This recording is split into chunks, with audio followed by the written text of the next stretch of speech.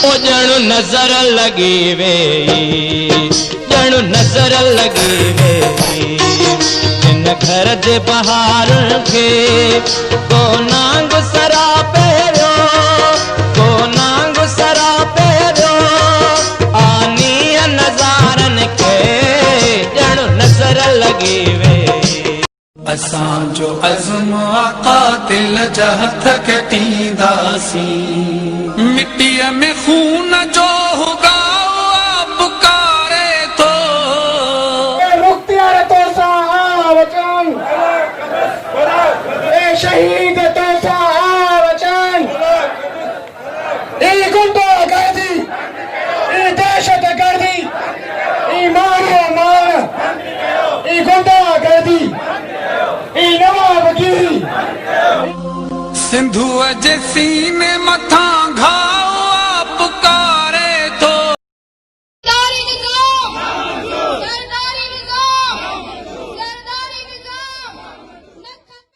17 जनवरी वारे ॾिहाड़े ते मेयर जे फरीदाबाद रोड ते वाक़िआ तुमंदार हाउस ते उन वक़्तु क़यामत बर्पा थी पई हुई, जंहिं वक़्तु राति जे रहज़रनि दहशत ऐं वहशत जो मुज़ाहिरो करे सिंध जे लिखियल पढ़ियल पुरमुन ख़ानदान मथां जदीद हथियारनि जा मुंहं खोले छॾिया हुआ।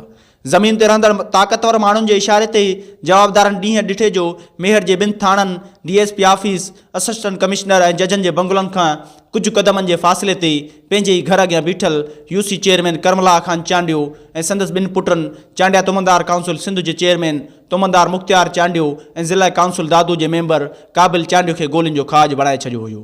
लाश रोडनि ते पयल हुआ, इलाइक़ो सोग में वठी वियो हुयो, शामे सुगरा वारा मंज़र हुआ। हिक ई घर में 20 खां वधीक ॿार यतीम थिया हुआ ऐं 5 औरतूं बेवाह थियूं हुयूं। इन ख़ानदान खे ज़िंदगी उन मोड़ ते वठी आई जेको इंतिहाई भयानक ऐं दिलि ॾुखोईंदड़ हुयो। वाक़े जो केस PP जे MPA सरदार ख़ान चांडियो ऐं संदसि भाउ MPA नवाबज़ादा बुरहान ख़ान चांडियो, मुख्य जवाबदार मुर्तज़ा चांडियो, सिकंदर चांडियो, अलीगौर चांडियो, ज़ुल्फ़कार चांडियो मथां दाख़िल कयो वियो हुयो। वाक़े खां थोरनि ॾियारनि बाद जवाबदार अलीगौर चांडियो ऐं सिकंदर चांडियो पुलिस वटि पेश पिया हुआ ऐं चांडिया नवाबनि अदालत में गिरफ़्तारी खां अॻु वारियूं ज़मानतूं हासिलु करे वरितियूं हुयूं। जॾहिं त बाक़ी जवाबदार पुलिस जी पहुच खां परे हुआ, शहीदनि जे वारिस न्याणी उमे रुबाब चांडियो पंहिंजनि प्यारनि जे कातिलनि खे केतिरे किरदार ताईं पहुचाइण लाइ रोडनि ते निकिरी आई ऐं उन वक़्त जे चीफ जस्टिस साकिब निसार जी गाॾी अॻियां अची एहतिजाज कयो ऐं उनखां पोइ सॼी सिंध मज़लूम न्याणी उमे रुबाब चांडियो सां बीही रही फरियादी धुर सुप्रीम कोर्ट जो दर खड़कायो त 2.5 सालनि खां पोइ रूपोश जवाबदार ज़ुल्फ़कार चांडियो खे पेश कयो वियो। फरियादी धुर पारां आमतौर ते उहो तासर ॾिनो वञे थो त सिंध में PP सरकार हुजण करे उमे रुबाब पेरनि उघाड़ो इंसाफ़ लाइ अदालतुनि जा चकर काटींदी थी वते, पर उन जे बावजूद बि खेसि इंसाफ़ नाहे मिली सघियो। हालांकि वक़्त जे 2 चीफ जस्टिसनि वाक़े जो पाण मुरादो नोटिस बि वरितो, पर उन जे बावजूद बि शहीदनि जे वारसनि खे इंसाफ़ नाहे मिली सघियो। शहीदनि जी टीं वरसी मल्हाई पई वञे, उन हवाले सां असां शहीदनि जे वारिस न्याणी सॼे मुल्क में सरदारी निज़ाम ख़िलाफ़ जदोजहद जी अलामत तौरु सुञाती वेंदड़ उमे रुबाब चांडियो सां ॻाल्हाईंदासीं त उनजो छा चवणु आहे। 17 जनवरी 2018 में ही वाक़ियो थियो आहे। हिनमहिल 3 साल बिल्कुलु कंप्लीट थिया आहिनि ऐं 3 सालनि खां मां स्ट्रगल कयां थी।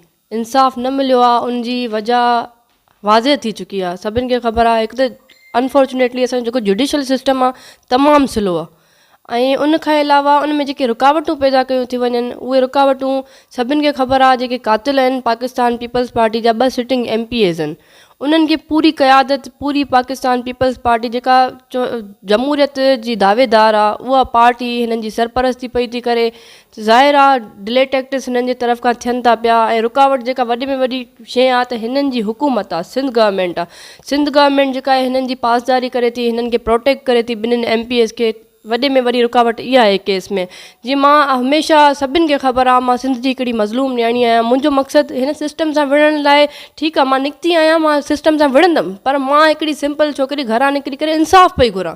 पर मूंखे हिकिड़े इंसाफ़ हासिलु करण जे लाइ मुंहिंजूं दुश्मनियूं वधायूं वियूं आहिनि, मुंहिंजी पंहिंजी ज़िंदगी खे ख़तरो आहे। मतिलबु अफ़सोस सां चइजे थो त असांजे पाकिस्तान में केरु इंसाफ़ घुरे थो त उहो पाण बि प्रोटेक्ट न आहे। त 3 सालनि में मां जेका स्ट्रगल कई आहे, मूंखे ज़रूरु अफ़सोस आहे इन शइ जो त जुडिशल सिस्टम जेको आहे उहो इंडिपेंडेंट आहे। त उहो आज़ादु रही करे जल्दी फ़ैसिलो अचणु घुरिजे। फ़ैसिलो जल्दी न आयो आहे। मां जेका स्ट्रगल कया चीफ जस्टिस साहिब जी, हालांकि मूं गाॾी रोकण जी कोशिशि कई, उते मूंखे लाइफ थ्रेट्स हुआ, ज़ाहिर आहे मूंखे उते शूट करे थिए सघिया, उते गार्ड्स जेके हुआ। चीफ जस्टिस जी सिक्योरिटी का मज़ाक ॻाल्हि न हूंदी आहे।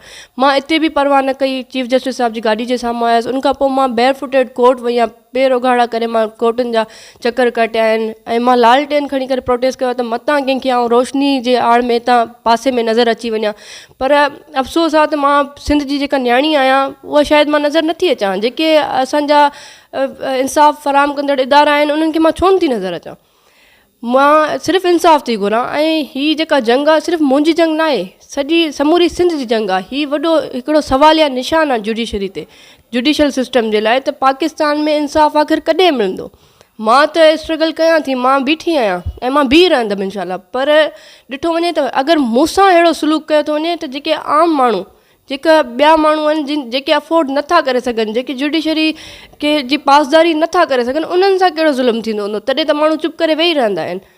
सो हिते वरी बि इहा जेका ॻाल्हि आहे इहा एॾे ई वञे थी त जुडिशल सिस्टम जेको आहे, judicial system, chief justice of Pakistan खे मां रिक्वेस्ट कंदमि त सर काइंडली इन शइ जो नोटिस वठणु घुरिजे, ऐं केस जेके आहिनि जल्द अज़ जल्द उकलाए वञनि, चाहे उहो मुंहिंजो केस हुजे या सिंध में कहिड़ो बि केस हुजे।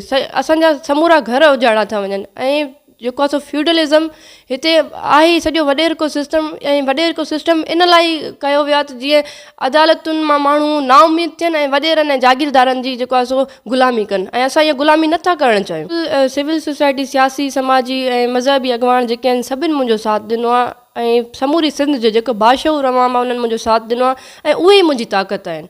मां हिकिड़ी न्याणी आहियां, मां घरां निकितमि, पर जेको सिंध जी अवाम पाण मल्हायो आहे ऐं उन्हनि मुंहिंजो साथ ॾिनो आहे, ऐं मां उन्हनि खे इहा ई रिक्वेस्ट कंदमि त आख़िरी दम ताईं तव्हां बि मूंसां गॾु बीहजो, छो त हीअ जंग सिर्फ़ु मुंहिंजी जंग न आहे। मां इन जे लाइ हीअ जंग विढ़ां थी त सुभाणे ॿिए कंहिंजे घर में अहिड़ो ज़ुल्म न थिए। मां जॾहिं बेनज़ीर साहिबा जी मज़ार ते पहुतमि त इतां ई ज़ाहिर थिए थो त पाकिस्तान पीपल्स पार्टी मुंहिंजे मथे ते त हथु न रखियो कॾहिं, पर हू अञा बि मूंखे दुश्मन ठहिराइनि था। मां जॾहिं बेनज़ीर साहिबा जी मज़ार ते पहुतमि त उते दरवाज़ा बंदि कया विया, ऐं अफ़सोस सां चइजे थो बिलावल ज़रदारी खे ख़बर आहे चङी तरह त मरियम नवाज़ कंहिंजी धीउ आहे, हुनजे वालदा सां छा कयो वियो।